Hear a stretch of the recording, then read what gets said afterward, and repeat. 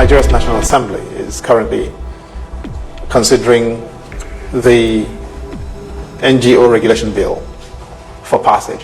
It has gone through the first reading, it's gone through second reading, it's now in committee stage, and later this month, the Committee on NGOs in the House of Representatives in Abuja will be holding a public hearing on the bill.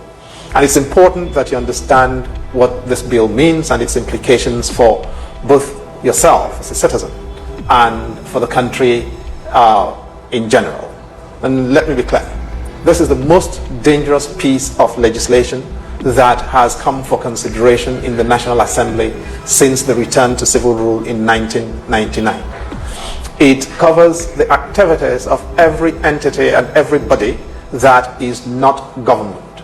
And it affects churches, mosques, schools, universities, hospitals, everything, as well as humanitarian operations wherever they are taking place in the country, whether in the northeast or in the southeast or south-south, whether in the middle belt or in the northwest or southwest. It is totalitarian in its consequences. Now, what does the bill require? Basically, all resources, all funds, everything that are collected or liable to be collected and made available to service communities, individuals in need in this country will be subject to Abuja. Before you can raise funds in your church and your mosque, you have to get Abuja's permission. After you've raised the money, you have to return them to Abuja for Abuja to tell you what to do with them. And when you've done that, only Abuja can help you to do your audits. Nobody can operate anything without clearance from Abuja. It's worse than a totalitarian piece of legislation. For the old mamas and old papas doing isusu in the village, that is revolving credit. Before you do your collections, you come to Abuja for clearance. After you've done your collections, before you share the money or rotate the collections amongst the beneficiaries, you come to Abuja for clearance. Ahmadiyya movement will have to come to Abuja for clearance. NASFAT will come to Abuja to do anything.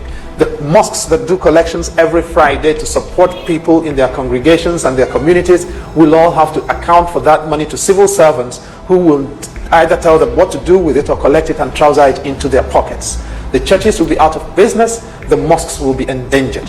This is what the legislators want us to subscribe to. And as a citizen, you've got to understand that this means that there'll be no voice of criticism for government. Nobody can tell government anything.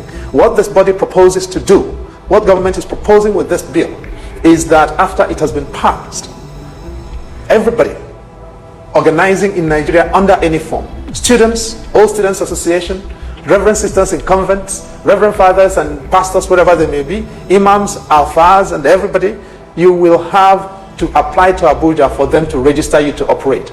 If they agree to register, they can refuse to register you, in which case you cannot do anything.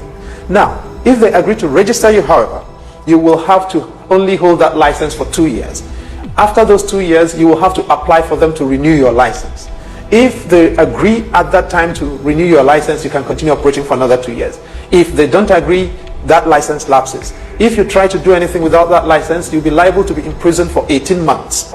And if they are sympathetic and agree not to send you to jail, you may be let go with a fine of 500,000 naira. The civil servants will collect this money in the name of the politicians. It will be used to fire up political power that will not be accountable to any one of us. And this is why I'm saying that this is the most dangerous piece of legislation that's been considered in our country to date, in the past 20 years. But you can do something about it. This does not have to be law.